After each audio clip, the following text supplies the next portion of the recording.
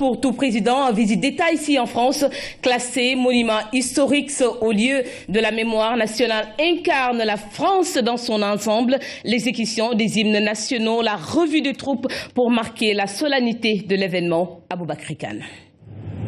Hôtel national des Invalides. Dans la cour, un ensemble de symboles de la République qui renseignent à suffisance sur la solennité du moment. Les honneurs à l'invité de la France, le président Macky Sall, accompagné ici par le nouveau locataire de Matignon, Bernard Cazeneuve. Place d'abord aux hymnes nationaux.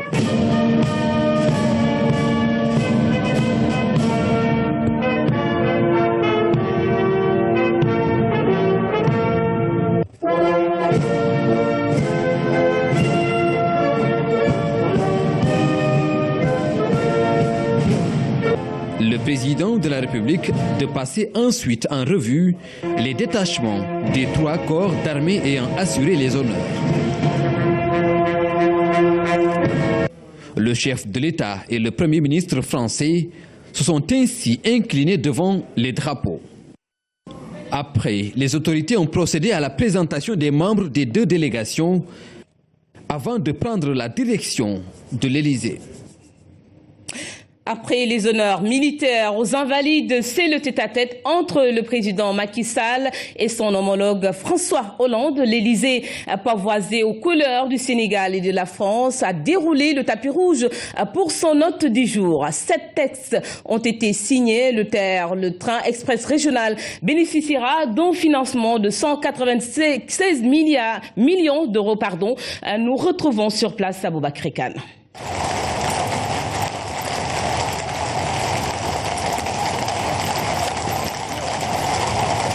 143 chevaux de la garde républicaine et un détachement de l'escorte motorisée.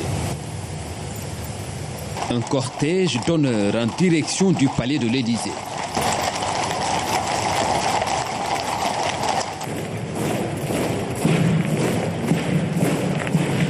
Honneur militaire et passage en revue des troupes pour le président de la République.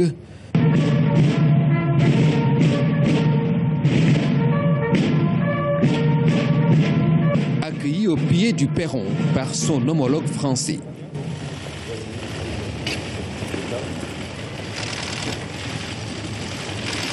Après un entretien entre les 2 chefs d'État, le second acte a consisté à la signature d'accords. 7 textes ont ainsi été paraphés, dont le protocole relatif au financement du train express régional Dakar-AIBD. C'est pour le Sénégal un choix et pour la France une marque de confiance. Le Sénégal a choisi de faire du train son mode de transport et de permettre à la population, comme pour les marchandises, d'être ainsi dotée d'équipements modernes. Et pour les entreprises françaises, c'est une source de fierté. Ce partenariat porte aussi le symbole de la modernité, avec le projet phare de ligne de train express régional que le Sénégal a lancé déjà le 14 décembre dernier. Et la France aussi est le seul pays, en dehors des banques de développement, qui a accompagné le Sénégal dans ce projet pour un concours assez important de près de 200 millions d'euros. Cela mérite d'être souligné. En conférence de presse, les présidents Hollande et Sall ont aussi abordé des questions d'intérêt commun qui touchent notamment à la coopération entre les 2 pays, étroitement liés par l'histoire. Des relations d'amitié déjà fortes et dynamiques qu'il convient aujourd'hui de renforcer. C'est le sens des engagements pris par la France pour accompagner le Sénégal dans ses projets. Un deuxième grand projet qui nous tient à cœur, c'est l'eau, et dans le cadre de ce que veut faire le président Macky Sall, c'est-à-dire de nouveaux quartiers, de nouvelles villes, de pouvoir apporter là des moyens modernes compatible avec nos engagements en matière de climat. Je rappelle que le Sénégal avait joué un grand rôle pour la signature de l'accord de Paris. Et donc nous avons là aussi une marque de confiance réciproque et c'est près d'1 million de Dakarois qui vont pouvoir être alimentés en eau grâce à ce projet. Il y a des valeurs partagées, comme notre attachement commun au respect de la démocratie, de la liberté et des droits de l'homme.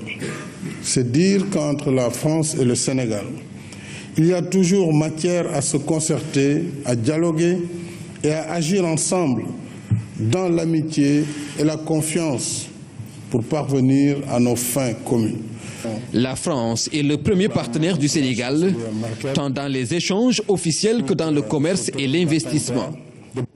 Dans les domaines de la paix et de la sécurité, les deux pays partagent une vision commune. La volonté de rester debout et de combattre ensemble le terrorisme sans concession et sur tous les plans. Nos forces de défense et de sécurité échangent régulièrement et partagent des théâtres d'opération dans le cadre des Nations Unies. Nous travaillons ensemble au Conseil de sécurité où le Sénégal siège comme membre non permanent et où nous collaborons étroitement sur les différents dossiers du monde. Et nous offrons également un cadre commun de réflexion avec le Forum de Dakar sur la sécurité et la paix en Afrique. Les relations d'amitié entre la France et le Sénégal s'inscrivent dans la continuité et pour le président Sall, dans les relations entre États, chaque acte posé est un signal qu'il convient de décrypter pour en saisir la portée. Cette visite d'État revêt aussi un symbole particulier. À l'Élysée, toujours, les deux chefs d'État se sont prononcés sur un sujet d'actualité. La situation en Gambie. Macky Sall et François Hollande réaffirment leur position de soutenir le peuple gambien dans son choix. Nous écoutons les deux chefs d'État. Une élection a eu lieu en Gambie. Ces résultats ne sont pas contestables. Et le président élu doit donc être installé le plus vite possible. Et il ne peut pas y avoir de doute sur cette réalité. Avec le Sénégal, avec la CEDEAO, nous sommes très clairs. Il doit y avoir le plus vite possible la transmission du pouvoir au président élu. Et il n'y a aucune transaction possible sur ce sujet, parce que c'est une question majeure de principe, et aussi pour la Gambie d'être pleinement insérée dans la communauté internationale. Il y a une exigence de respecter la volonté souveraine du peuple gambien. Dans une république et dans une démocratie, c'est le peuple qui est souverain. Une fois qu'il se prononce, tout le monde doit s'incliner. Alors c'est la raison pour laquelle le Sénégal n'a pas hésité à donner sa position très clairement sur cette question. Et la CEDEAO, dans un élan unanime, a décidé d'accompagner le peuple gambien dans son choix et d'inviter le président Jammeh de respecter ce choix souverain du peuple gambien. Je me réjouis de la position du président Hollande sur cette question, qui est la même que le Conseil de sécurité des Nations Unies vient de confirmer hier soir. Donc je pense que l'émissaire de la CEDEAO, le médiateur, le président Buhari, saura faire entendre raison au président gambien et que la transition puisse se faire sans heurts le 19 janvier prochain. C'est ce que nous souhaitons et nous pensons que nous y arriverons. En tout cas, nous prions pour qu'il en soit ainsi. Autrement, nous serons dans l'obligation de faire appliquer les décisions souveraines de la communauté économique des États de l'Afrique de l'Ouest. Le passage du président Macky Sall au Sénat aura marqué également la journée de ce mardi. Macky Sall est reçu par le président du Sénat, Gérard Larcher, la signature du livre d'or et le déjeuner offert à la délégation par l'institution mis fin à l'étape donc du Sénat. Le compte-rendu de Cheikh Diop.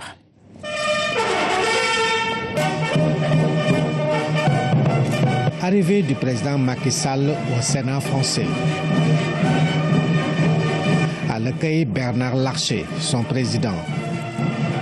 Les honneurs rendus par 2 détachements. Le président Macky Sall signe le livre d'or Ensuite, échange de cadeaux. Magnifique. Très beau.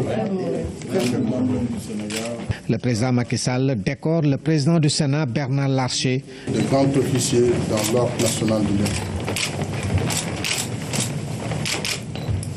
Dans la salle des banquets, le président du Sénat français invite à déjeuner la délégation sénégalaise qui accompagne le président de la République dans sa visite d'État en France. Bernard Larcher, qui se félicite de cette visite, il a insisté sur les caractères d'homme de paix et de démocrate du président de la République Macky Sall. Votre venue nous fait du bien. Le président Larcher a dit tout le bien qu'il pense du Haut Conseil des collectivités territoriales mis en place au Sénégal. Quant au chef de l'État Macky Sall, il a surtout parlé de la démocratie en marche sur le continent africain. C'est une vieille tradition au Sénégal, a dit le président Sall, avec l'élection des députés au Palais Bourbon dans les 4 communes qu'étaient Gorée, Saint-Louis, Rufisque et Dakar. Après sa visite, le président de la République s'est rendu à l'Assemblée nationale et à la mairie de Paris. Au programme de la visite d'État demain, le Conservatoire national des arts et métiers de Paris, dans la matinée et l'après-midi, l'hôtel Matignon reçoit le président Macky Sall. Un peu plus tard, le chef de l'État sera attendu à l'Académie des sciences d'Outre-mer où il sera installé comme membre associé. À retenir pour ce soir sur la RTS, donc en direct du plateau de TV5 Monde, le débriefing de la visite d'État du président Macky Sall ici en France. Issa Sall, directeur de l'hebdomadaire Nouvelle Horizon, et Jean-Baptiste Placa, éditorialiste à RFI. Ce sera donc à partir de 21h sur la radio-télévision sénégalaise. Voilà donc, Ibrahima, ce qu'il fallait retenir pour ce soir. On se retrouve demain pour d'autres temps forts de cette visite d'État du président Macky Sall ici en France. Merci Anne-Marie. Nous restons justement sur cette actualité. Parmi les protocoles d'accord signés entre la France et le Sénégal, il y a celui relatif à la coopération entre Total et le gouvernement du Sénégal pour l'offshore profond. Le président Macky Sall s'est félicité de la décision de ce groupe français de rejoindre les entrepreneurs qui sont déjà dans l'exploitation des ressources naturelles au Sénégal. Nous écoutons le président de la République. Si Total veut explorer notre bassin sédimentaire dans l'offshore profond, je pense que c'est quelque chose de très positif pour le Sénégal. Il restera maintenant à définir le cadre de cette intervention et tout cela est précisé dans le code pétrolier. Tout est clair depuis très longtemps. Il y a une convention qui pourrait être signée à terme, il y a un accord d'association et Total sera amené à assumer un certain nombre de travaux conformément à son engagement. Donc je crois que si nous avons Total, comme aujourd'hui nous avons BP, parce que BP a décidé de venir, c'est un plus pour le Sénégal. Et il n'y a aucune contradiction entre ce que nous avions fait jusque-là et ce que nous allons faire demain avec Total ou avec n'importe quelle autre compagnie mondiale. Mais il est heureux que les majors reviennent au Sénégal. Et puis le ministère des Affaires étrangères du Sénégal et de l'extérieur au nom du gouvernement du Sénégal condamne avec force le lâche assassinat de l'ambassadeur de la Russie à Ankara, M. Andrei Karlov, ce lundi 19 décembre 2016. Il s'agit là d'un acte terroriste. Le gouvernement du Sénégal présente ses condoléances et sa sympathie au gouvernement russe et réaffirme son engagement à renforcer la lutte contre le terrorisme et l'extrémisme violent sous toutes leurs formes et manifestations. Un communiqué du ministère des Affaires étrangères et des Sénégalais de l'extérieur. Sécurité publique, lutte contre le terrorisme, sécurité sur nos frontières. La lettre de politique sectorielle du ministère de l'Intérieur et de la Sécurité publique fixe les priorités. Les objectifs et les perspectives ont été au cœur de l'atelier de validation qui s'est tenu ce matin. Babouna Tchawa. Cette lettre de politique sectorielle de développement du ministère de l'Intérieur et de la Sécurité publique vient compléter la précédente datant de 2010. Un document qui redéfinit la planification stratégique et les attributs du département. L'élaboration de notre document de planification stratégique intervient à un moment où, au plan international, régional et national, de nouveaux agendas de développement, de sécurité et de résilience sont adoptés. Dans un contexte sécuritaire très chargé, il y a lieu d'adapter les moyens d'intervention et de prévention pour apporter une réponse intelligente à la menace terroriste multiforme et imprévisible. Tous ces phénomènes affectent gravement la sécurité publique et la sécurité civile. et impactent négativement sur la vie des populations. La défense et la sécurité figurent dans les axes prioritaires du plan Sénégal émergent. Depuis quelques années, le budget d'investissement du département connaît une hausse constante. Il faut reconnaître que le budget a particulièrement augmenté, mais déjà qu'on était quand même à 12 milliards. Aujourd'hui, nous sommes à plus de 54 milliards d'investissement. C'est vrai, 25% à l'époque du budget était concentré à l'investissement. Aujourd'hui, c'est quand même plus de 40% du budget du ministère qui est consacré à l'investissement. Donc, toutes choses qui font que nous sommes obligés de travailler justement donc dans la perspective de travailler à partir d'un document consolidé, mais qui nous permet d'avoir une vision et surtout une visibilité par rapport quand même aux besoins que suscite le secteur. La nouvelle lettre de politique sectorielle et de développement du ministère de l'Intérieur entre en vigueur à partir de 2017 pour une période de 10 ans. Elle fera l'objet d'une mise à jour tous les 3 ans. Et puis suite au boycott de la délégation de Manko Wat au Sénégal, la réunion entre le ministre de l'Intérieur et les partis politiques n'a pas pu se tenir pour défaut de consensus. Cette réunion avait pour objectif de rendre compte aux différentes délégations des coalitions de l'État de la mise en œuvre des 11 accords, des 11 points d'accord que le chef de l'État avait arrêtés avec les partis politiques. Nous reviendrons sur ce reportage de Amadou Aramcham. Et puis, selon le ministre de l'Intérieur, la date des élections législatives est maintenue au 2 juillet 2017. Le Conseil au dialogue social a engagé un nouveau chantier, celui de la révision de la Convention collective nationale interprofessionnelle. Elle est vieille de plus de 30 ans. C'est une concertation nationale tripartite qui a ainsi démarré avec les organisations patronales et les travailleurs à Hamdaour. Voici une question qui résume bien l'urgence de cette concertation. Comment nous avons pu bâtir notre relation de travail durant toutes ces années avec des conventions collectives conclues pour la plupart entre 1953 et 1965 avec les classifications professionnelles et une convention collective nationale interprofessionnelle datant de 1982. Ils ont jusque-là réussi à s'ajuster à leur manière, à se faire confiance, mais l'heure est venue, disent-ils, de réviser cette convention collective nationale.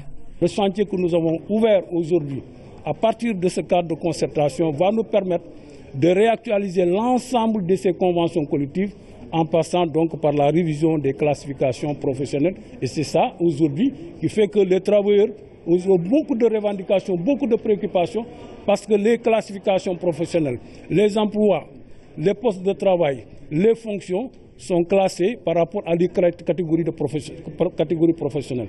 Et ce sont ces catégories professionnelles au niveau des barèmes de salaire donc, sur lesquels les travailleurs sont rémunérés.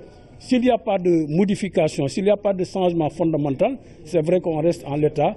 La réflexion a déjà été menée en 2009, sans la suite escomptée, avec les organisations patronales, les travailleurs et les partenaires. Le Haut Conseil au dialogue social compte y apporter des réponses concrètes. Le monde du travail est un monde évolutif, est un monde très complexe. Il y a de nouveaux métiers, il y a de nouveaux types de relations professionnelles. Cette fois-ci, le Haut Conseil du dialogue social, qui est aussi tripartite, a soumis son plan d'action au niveau des organisations patronales et des organisations des travailleurs. Et nous avons eu une réaction diligente, surtout du CNP, il faut le dire, pour essayer de booster encore cette réflexion autour de la Convention. C'est ce travail que nous allons faire pendant 4 jours, ici, de manière à pouvoir présenter un avant-projet au moins de convention collective à toutes les parties prenantes qui va être partagé. Le chantier est vaste, car à côté des quelques conventions réactualisées, dans les secteurs tels que l'hôtellerie, la restauration ou les banques, il existe des conventions en négociation, des conventions pas du tout ou insuffisamment réactualisées, le cas dans des secteurs comme le ciment ou l'agriculture. La gestion financière des contrats appliqués aux pistes rurales, c'est le thème de l'atelier organisé par le PNDL. La session boucle le plan de renforcement des capacités des acteurs territoriaux exécuté à 100%. Pendant une semaine, les participants, une quarantaine, vont être formés. Hamidou Diop. Les participants issus de divers milieux professionnels vont interagir sur diverses thématiques. La question de la gestion des décomptes, le suivi des garanties, la gestion des pénalités de retard, la prise en charge des avenants et les dérives constatées dans leurs conclusions ont été bien positionnées durant les sessions. Sans oublier la gestion des intérêts moratoires, la prise en compte des transactions et leur traitement par le comptable, d'où l'importance de la participation du réseau des comptables publics à cette session de formation. Aujourd'hui, que le programme a une autre variante, c'est-à-dire l'entretien des pistes communautaires, c'est important également que les dispositions légales réglementaires, les pratiques au niveau du réseau comptable soient harmonisées. Et c'est vraiment l'intérêt à travers de ce séminaire qu'on ait l'ensemble du réseau comptable, la Direction générale de la comptabilité et des trésors, les ordinateurs, les AMO, qu'on puisse discuter, avoir le même langage, avoir une convergence de vues sur ce qui doit se faire en matière d'application et d'exécution des contrats.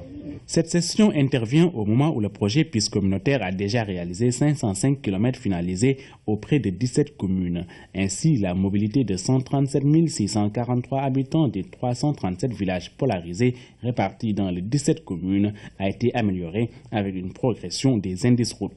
Les actions de formation déroulées ont été déterminantes dans l'atteinte des résultats. Nous avons déjà vu les résultats de ces formations-là dans les procédures de passation de marché, avec des délais très réduits, avec des décaissements qui vont à plus de 18 milliards. Aujourd'hui, nous pensons qu'il est quand même important que tous les acteurs impliqués dans la gestion des contrats soient au même niveau d'information, qu'ils aient la même approche de la gestion des contrats, pour que le temps que nous avions déjà gagné au niveau de la passation des marchés, au niveau même des exécutions, que ce temps gagné ne soit pas perdu avec des gestions de litiges qui n'en finissent pas. Cette session de formation permettra de toucher du doigt la jurisprudence sur les réclamations financières articulées sur des aspects pratiques avec un objectif particulier. C'est pourquoi l'objectif de cette formation est de vous fournir une méthodologie pratique pour mieux gérer les contrats financiers. Toute cette dynamique prospective répond à l'impératif majeur de compléter votre arsenal d'outils méthodologiques de la gestion financière des contrats par la performance qui vous permettra de résoudre les différents problèmes que vous rencontrerez ou qui vous seront soumis dans la gestion des marchés publics avec le maximum d'efficacité. Les actions de renforcement de capacité prévues dans le cadre de la mise en œuvre du PPC et PNDL ont été mises en œuvre avec une satisfaction évaluée à 90%, ce qui atteste de la qualité des actions de formation dispensées par des professionnels reconnus dans leur domaine d'intervention.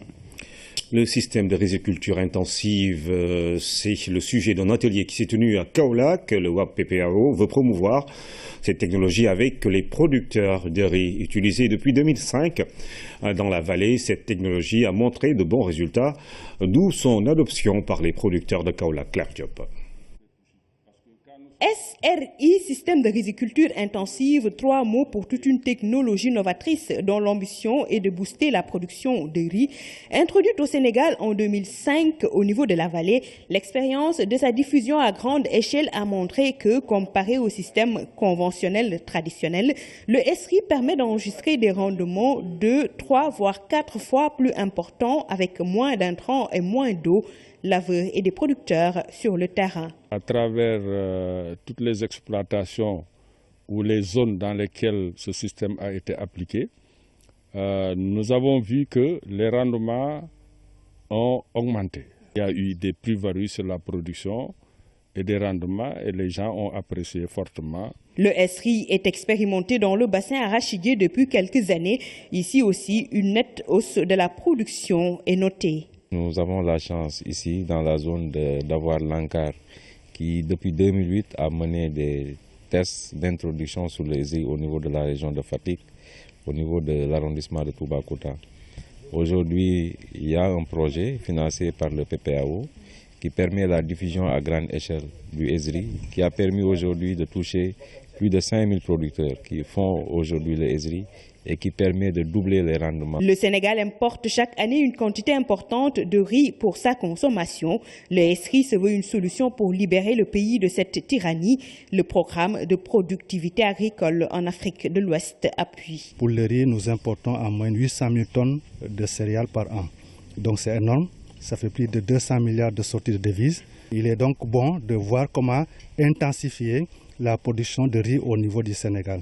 Et c'est dans ce sens-là qu'avec la technologie sur le système de riziculture intensive qui nous offre la possibilité d'augmenter sensiblement les rendements. Et pour ce faire, toute une stratégie sera déroulée pour mieux accompagner les producteurs. Renforcement de capacité, renforcer un peu l'équipement en petit matériel agricole. Et aussi accompagner les producteurs concernant, s'il le faut, le financement pour qu'ils puissent avoir des semences de qualité, toujours, et un peu d'engrais. Cet atelier a réuni les acteurs de différentes régions. Ils ont échangé leur expérience. Le système de riziculture intensive se présente comme une perspective d'avenir certain pour le Sénégal qui va atteindre l'autosuffisance en riz d'ici les prochaines années. Rôle des médias dans la coopération sino-sénégalaise. L'ambassade de la Chine au Sénégal pose le débat. Nos confrères et consoeurs chinois et sénégalais ont échangé sur un partenariat capable de renforcer le brassage des deux peuples à travers des programmes de télé, de radio et des voyages d'études. Maman Moussagnan. Entre la coopération chinoise et les médias sénégalais, c'est une longue histoire. Depuis plusieurs années déjà, les relations sont particulières. Des séminaires, des voyages d'études, des échanges de programmes ont rythmé ce partenariat. Et ne serait-ce que pour ces aspects-là, il est important qu'on sache davantage de choses sur la Chine et qu'on puisse systématiser le traitement des informations au sujet de la Chine. Pour que, en tout cas, que les contenus des deux pays puissent être diffusés largement et aussi que les populations s'en approprient. Beaucoup d'organes de presse ont déjà bénéficié du soutien de la coopération chinoise. Aujourd'hui, les médias chinois ont investi l'espace médiatique sénégalais. Des échanges de programmes sont effectués jusque-là et le cadre est à élargir pour davantage de bénéficiaires. Les journalistes sénégalais ont eu l'occasion de connaître la Chine, une vraie Chine, de leurs propres yeux. Et cela vraiment a beaucoup promu à la compréhension. Le rôle des médias maintenant, c'est de faire en sorte que cette coopération qui est très forte entre les deux États puisse aussi se refléter au niveau des médias. En tissant des relations, des partenariats, que ces échanges portent aussi sur les contenus, les programmes et aussi sur les ressources humaines. La barrière linguistique qui était là, comme un facteur de blocage, deviendra bientôt un mauvais souvenir. C'est la conviction des participants à la rencontre de Saly. Comment faire pour permettre ce brassage-là entre les deux pays? Il n'y a que les médias qui peuvent le faire, qui peuvent servir de pont, qui peuvent servir de croix de transmission entre les deux États. Il faut que les deux pays se connaissent, les deux peuples se connaissent. Donc, le média joue un rôle très important, très décisif entre nos deux pays et nos deux peuples. Ainsi donc, le brassage des deux peuples est entré dans un processus irréversible. Avec la tenue de cet atelier de Saly, les médias sénégalais et chinois ont décidé d'ouvrir une nouvelle ère. Et puis cet autre atelier sur le rôle des médias dans la promotion des énergies renouvelables, c'est l'agence nationale en charge justement de ce secteur qui pose la question. Les journalistes sont ciblés pour servir de relais auprès du public. Le reportage de Damsila. Dans le cadre de sa mission d'information et de sensibilisation sur l'importance des énergies renouvelables, l'Agence nationale pour les énergies renouvelables ANER a organisé cet atelier de renforcement de capacité destiné aux journalistes. Le thème discuté a porté sur le rôle des médias dans la promotion des énergies renouvelables. Nous avons comme mission principale de faire la promotion de l'utilisation des énergies renouvelables dans tous les secteurs d'activité. Et pour le faire, effectivement, l'un des aspects les plus importants, c'est la sensibilisation des populations. On ne peut pas parler de sensibilisation au Sénégal et partout ailleurs d'ailleurs, sans passer par la presse. Donc nous avons jugé nécessaire, pour que la presse puisse sensibiliser, il faudrait d'abord qu'elle comprenne ce que c'est. Donc c'est pourquoi nous avons décidé d'organiser cette journée. Je ne peux pas dire former, mais en tout cas pour au moins d'abord sensibiliser la presse, mais également les informer des vertus des énergies renouvelables, de l'importance du développement des énergies renouvelables dans le Sénégal. L'Agence nationale pour les énergies renouvelables, ANER, depuis sa création, ne cesse de mener des actions pour faire connaître et comprendre au grand public l'utilité des énergies renouvelables. Aujourd'hui, elle a fait de nombreuses réalisations sur le terrain et plusieurs projets sont en cours de finalisation.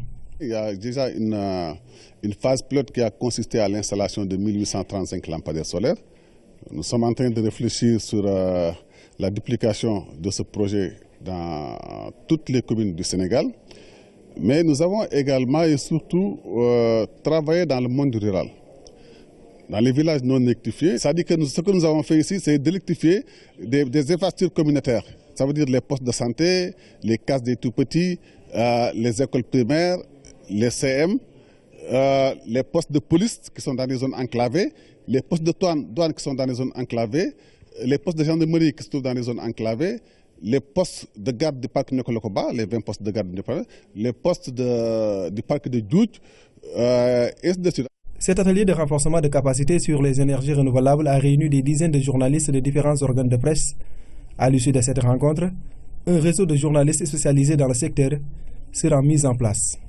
Ce soir, nous nous intéressons à un concept qui a pris forme et qui trace son chemin.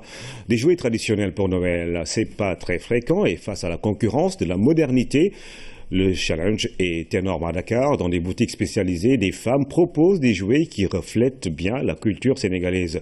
Entre poupées, puzzles et ustensiles de cuisine, à vous de choisir. C'est le reportage de Ramatadem.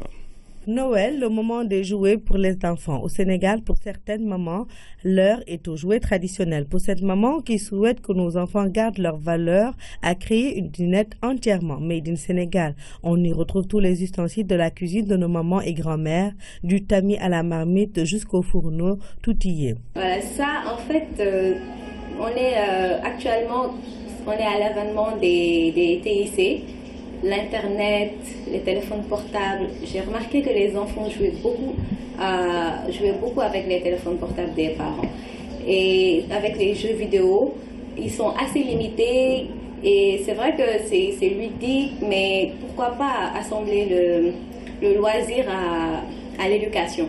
Ces dinettes-là, ça permet aux enfants non seulement de s'amuser, mais aussi d'apprendre à manier les ustensiles, de savoir à quoi ça sert un mortier, à quoi ça sert une marmite, à quoi ça sert un couscoussier, tout ça. Donc ça leur permet de s'éduquer tout en s'amusant. Et elle va pousser sa réflexion plus loin en créant un petit coin cuisine.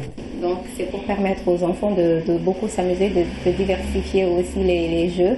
Par exemple, ils pourront utiliser les marmites, les mettre sur la cuisinière, utiliser le frigo. C'est vraiment leur permettre d'avoir un petit environnement à eux. C'est pas très imposant comme jouet, je veux dire. L'enfant pourra beaucoup s'amuser en même temps, faire sa petite cuisine. Des jouets qui feront certainement le bonheur des petites filles, mais également de ces Sénégalais qui fabriquent ces petits ustensiles. Mais aussi, c'est en quelque sorte aider les artisans à se développer.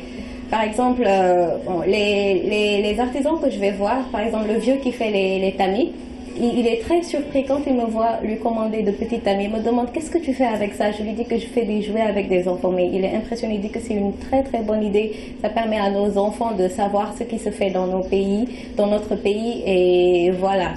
Donc vraiment, c'est une manière de développer les produits locaux et de faire connaître ça un peu partout. Pourquoi se limiter aussi au Sénégal? À côté de ces jouets, d'autres mamans ont créé des poupées pour nos petites filles et des puzzles, des jeux d'éveil pour les petits garçons. Une approche différente pour ces mamans qui ont voulu des jouets, des poupées à l'image de nos petits loulous. Nous faisons la couture, les tresses au niveau du Sénégal. Voilà. Et au-delà des poupées traditionnelles que nous faisons au niveau de l'Afrique, nous voulons aussi conceptualiser des jouets qui reflètent cette culture africaine.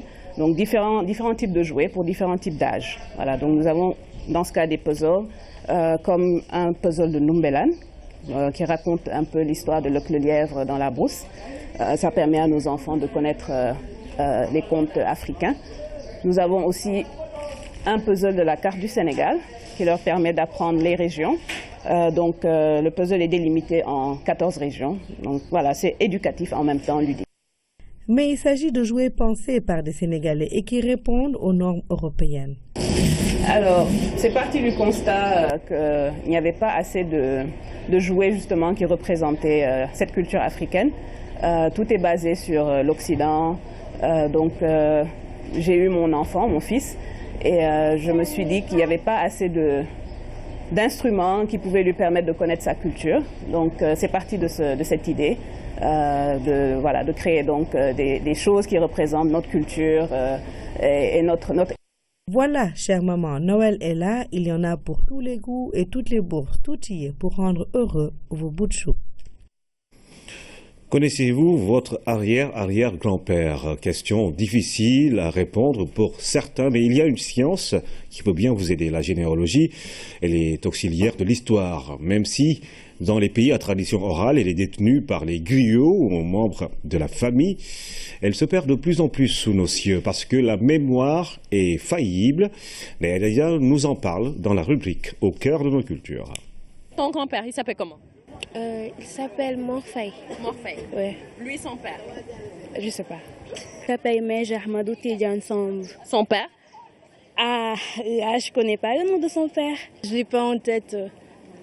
Mais on a quand même un papier où on a répertorié tout ça à la maison, mais je l'ai pas en tête. Du côté de ma mère, je connais personne, à part mes grands-pères.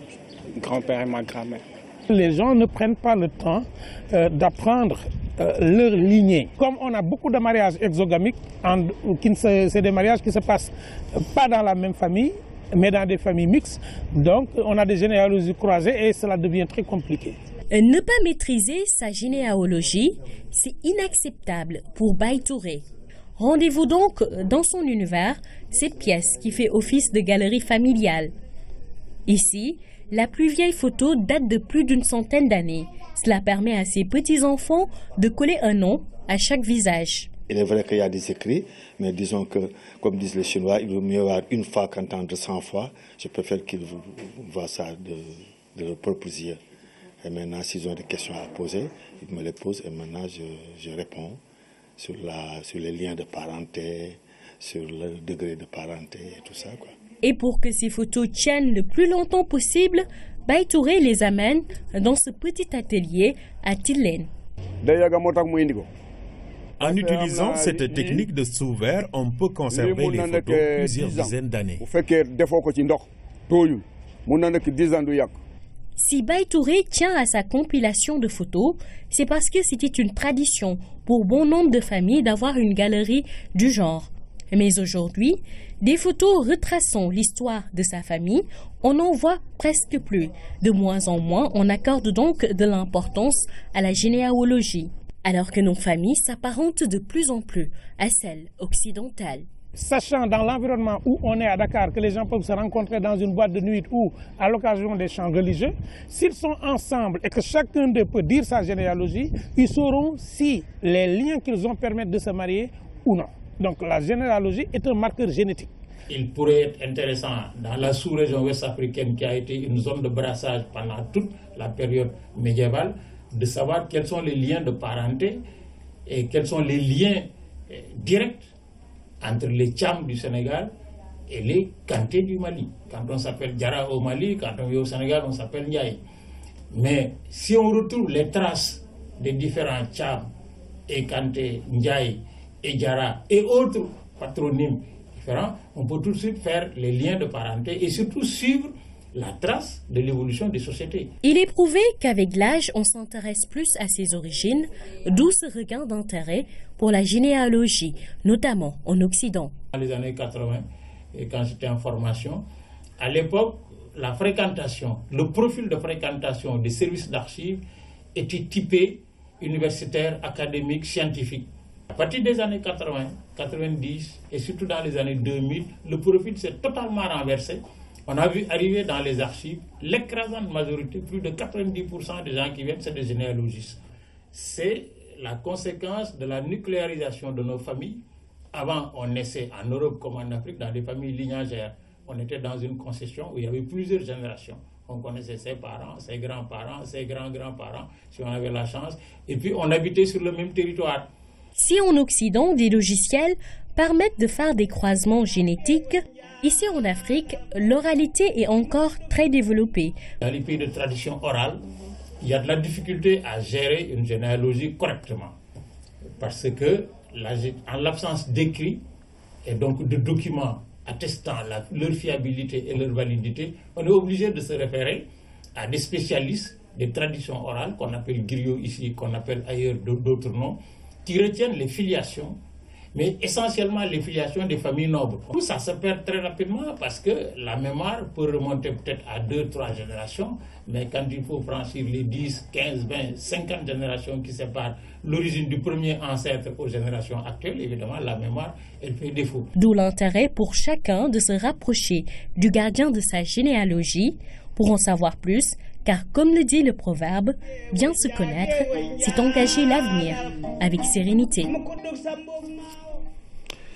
La rubrique au cœur de nos cultures qui met fin à cette édition. Mesdames et messieurs, je vous rappelle juste une information. Cette fin de cavale pour le médecin lieutenant-colonel guinéen Aboubakry Toumba, il a été arrêté vendredi dernier par la section de recherche de la gendarmerie. Nous reviendrons sur les détails de cette arrestation avec le commandant Issa Diak, chef de la section de recherche de la gendarmerie.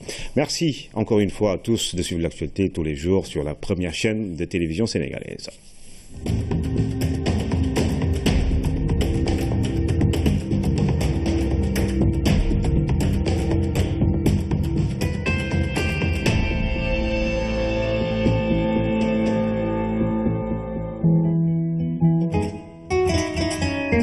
La météo vous est offerte par Bank of Africa.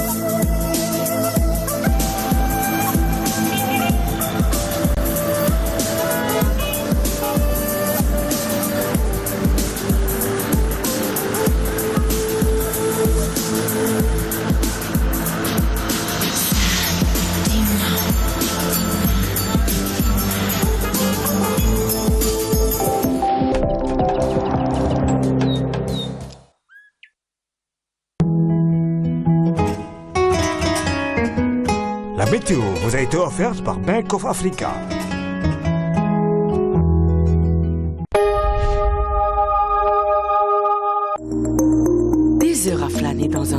vos jardins. Awa devient experte botanique. Ici avec Orca, chaque pièce vous transformez. Pour être passionné, plus besoin de terrain de foot. Une chambre absolument confortable suffit. Super-héros, un métier à plein temps dans le monde d'un enfant. Rien de mieux qu'une cuisine super équipée pour notre master maman chef. Fini les petits plats. Avec Orca, ici vous partagiez ensemble vos passions dans un décor de fête. Et vous, quelle pièce vous inspire? Orca, l'art de vivre.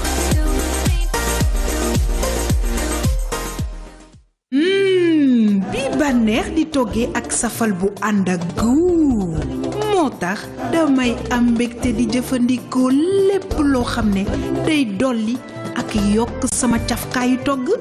dolli dañu ko liggéey ci anam yu sell te wér neex a xàmme ci tolluwaay ak xetam bu neex bi mu àndal. li may bégal saa su ne mooy di dundal sama njaboot ak ay safal yuy dolli ngëneel ci wér gu yaram. dolli safal bi man.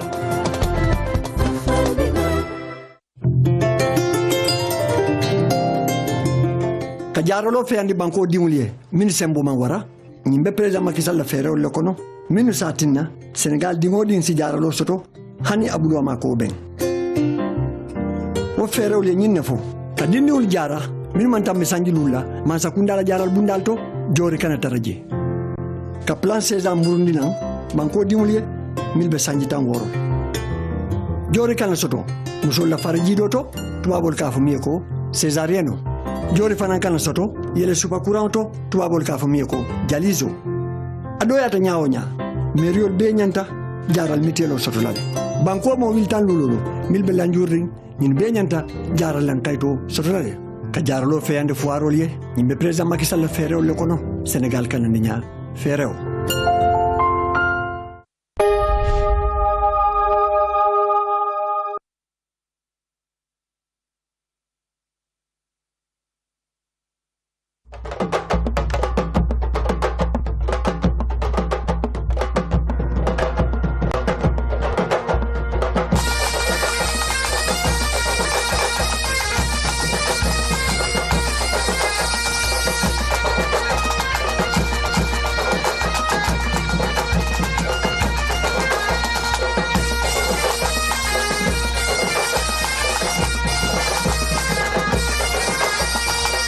mbokk yeeg xarit yi amaat nañu mbégte ak bànneex jàkkaarloo waat ak yéen fas yéene àndandoo ci tënk xibaar yi nga xamante ne moom moo fi ruusee te jóge ci hippodrome yi ñaari course événementielle la woon Ayler 1 bi mi ngi amee woon fële ci temple du galop sable noir ñu di ko woyee hippodrome de Vincennes bi ci topp di Ayler 2 yi mbokk téléspectateurs yi mi ngi amoon hippodrome de Mont-Quenchi ñu jiitoo tey jii bu tombeek nag mardi le 20 décembre 2016 LONASE dama leen ci hippodrome bu mag boobu nga xamante ne moom la ñu woowee hippodrome du sable noir muy hippodrome de Vincennes indi leen fay benn prix bu am solo ñu di ko woowee le prix de la Tremblade ñu amoon fa nag benn handicap divisé première épreuve corde à gauche fukki mool ak juróom yoo xamante ne ñi ngi am diggante juróom-ñaar jàpp fukki at ñoo fa doon jogante ci benn course attelée ci benn distance classique bu toll ci 2850 mètres mbokk yi nañ leen ànd ba hippodrome de Vincennes temple du galop seetaanandoo course bi dellu siwaat fii ci plateau bi ñu dégtal leen arrivée bi ak rapport yi nga xamante ne moom moo ruusee ci jogante boobee. C'est parti pour le quintet plus du jour. Vic Dupomereux, le favori est parti correctement, il est au centre, on est parti encore plus vite avec Benquero Fedo. Venise Girl n'a pas pu vraiment réagir, Benquero Fedo essaye de se maintenir en bon rang, Victoire de Lèvres vient également dehors avec Vic Dupomereux qui est côté corde, Saphir du Perche qui est actionné, qui essaye d'accélérer, faute de Venise Girl.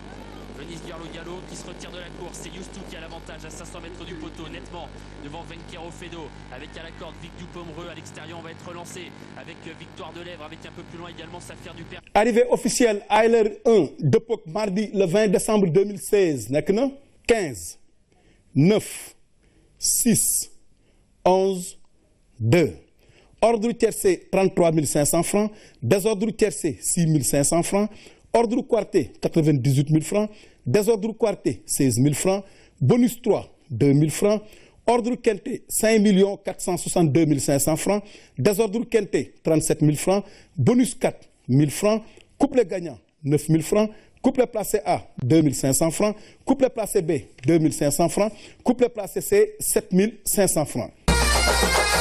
xibaar yi di wéy ndax jamono ji nga xamante ne jóge nañu ci hippodrome de Vincennes dañuy dem nag hippodrome de Montkenchi ñan lañ fay fekki mbokku téléspectateurs yi ba léegi trotteurs yi la mais cette fois-ci ñi ngi am diggante juróom-benn juróom-ñaar ak juróom-ñetti at ci prix bi nga xamante ni ñu ngi koy wooyee prix de l'établissement Fleuret ngeen am fa tey jii beneen handicap divisé première épreuve corde à gauche fukki mool ak juróom-ñetti ni ñu leen ko waxee am diggante juróom-benn ak juróom-ñetti at ñoo fa war a jongati ci benn course attelée ci ñaari échelon de départ ndax numéro 1 bi ba numéro 9 bi ñoom dañu leen daw lu toll ci 2800 mètres numéro 10 bi ba numéro 18 bi ñoom danañu yoxle ñaar fukki mètres ak juróom maanaam danañu jiital peloton bu njëkk bi lu toll 25 mètres doog a daw jël seen départ topp ci ñoom mbokk yi ni ñu leen ko defalee ci course événementielle bu njëkk bi noonu lañ koy defaatee ci ñaareelu course bi dem ba hippodrome de Montkenchi seetaanandoo ak yéen course bi dellu si waat fii ci plateau bi ñu jox leen li ci des ci wàllu xibaar.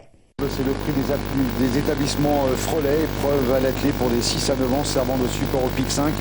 Avec Amour Orageux, le numéro 15 qui a toujours l'avantage, Vérité du Goutier, le numéro 8 qui semble assurer d'un bon classement, qui aura peut-être du mal à remonter son principal rival qui se relance. Ensuite, il va y avoir lutte pour les places, avec notamment l'As Ariac à côté corde aux abords du poteau. C'est Vérité du Goutier en fin de compte, le 8 qui l'emporte devant le 15 Amour Orageux pour la 3e place. ñoo ko gisandoo mbokku téléspectateurs yi gannaaw ba drapeau ba daanoo moo li jongante li nga xamante ne moom moo doxoon ci seen diggante bi ñu yegsee ci ligne d'arrivée bi commissaire yi saytu seen ay photo def également seen i ay enquête arrivée bi moo officiel 8 15 As 16 18 ordre tiercé kenn jàpp ko désordre tiercé 154 500 francs kenn jàpp ko aussi ci ordre quarté désordre quarté 890 500 francs bonus 3 53 500 francs kenn jàpp ko également ci ordre quinté mu indi nag cagnotte bi ba mu toll ci 4 140 500 francs désordre quinté 272 500 francs bonus 4 9 000 francs couplet gagnant 41 500 francs couplet placé A 7 500 francs couplet placé B 20 500 francs couplet placé C 33 000 francs xibaar yi buur na mbokku téléspectateurs yi loolu moo doon li nga xamante ne moo fi ruusee ñu amoon nag ak bànneex doon leen ko dégtal ba noppi di leen dig daje ëllëg ci sunu beneen plateau podium des courses ba léegi ngeen di ci ànd ak la LONASE au service de la nation ñu fanaan jàmm.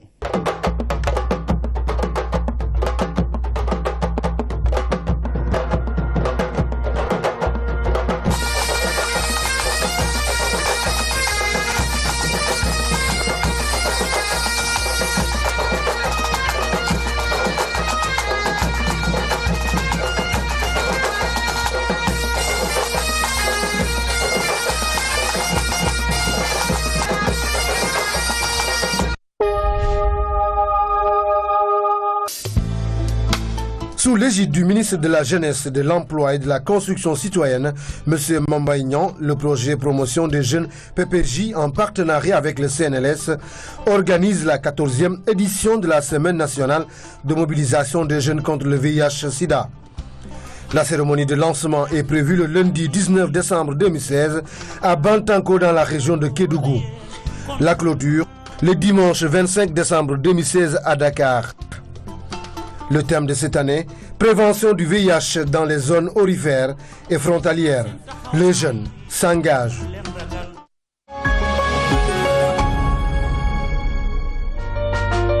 L'Autorité nationale d'assurance qualité de l'enseignement supérieur, ANAQ-Sup, est créée par décret numéro 2012-837 du 7 août 2012. Son siège social se trouve à la cité Iba Ndiaye Diadji, Sacré-Cœur Pyrotechnique. Elle est le deuxième organe de pilotage mis en place après la Direction générale de l'enseignement supérieur. Différents procédés ont été mis en place pour créer l'ANAQ-Sup. Il fallait mettre le focus sur le capital humain, qui était beaucoup plus essentiel que les ressources naturelles. Changer de paradigme de formation.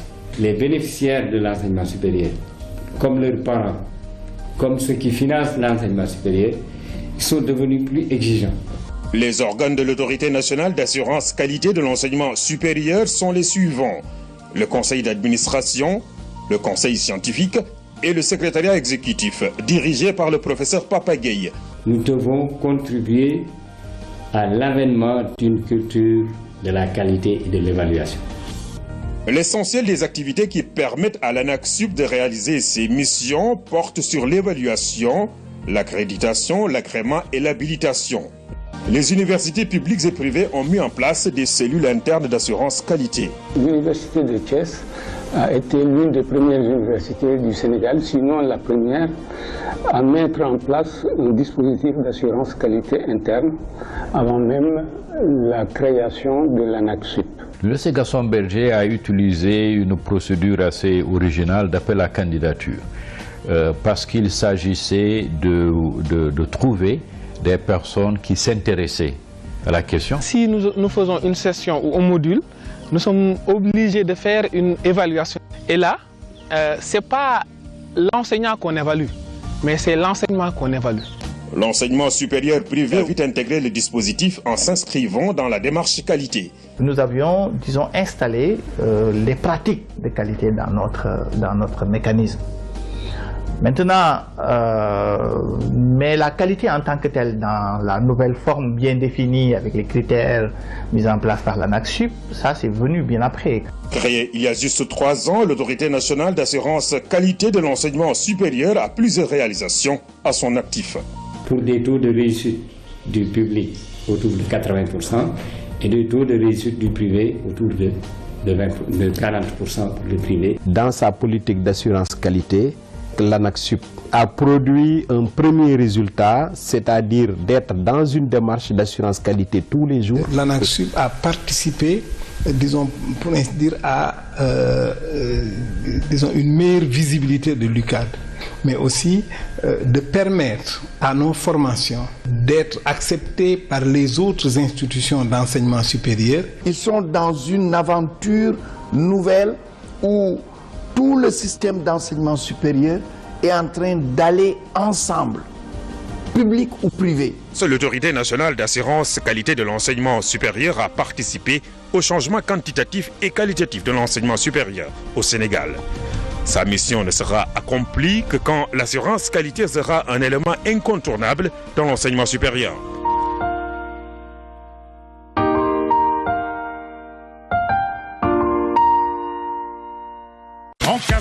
Dixon TV Productions et Orange présentent l'événement de cette fin d'année 2016. Maître Gims à Dakar.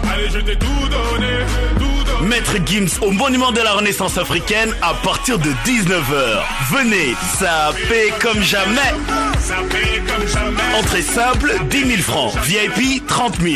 Espace lounge sur réservation. Billets disponibles au restaurant Angus et sur Orange Money. Infoline 78 225 17 17. Maître Gims à Dakar au Monument de la Renaissance africaine ce 25 décembre avec Nyan Prod, Mamtala et Type Pro.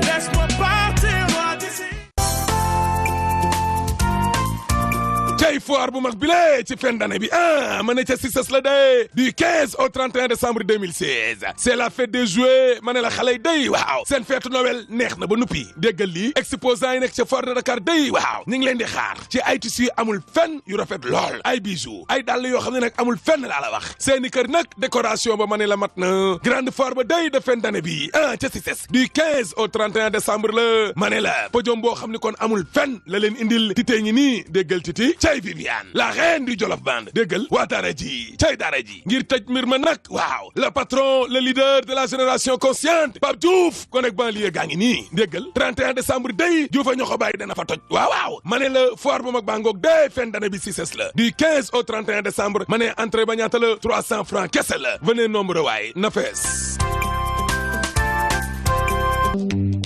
Mali Sénégal Sénégal, Sidiki Diabaté nous revient en concert live le jeudi 22 décembre. Ouais, c'est bon, c'est bon, c'est bon. Le concert de Sidiki Diabaté, c'est le 22 décembre à Dakar, dans le Grand Théâtre.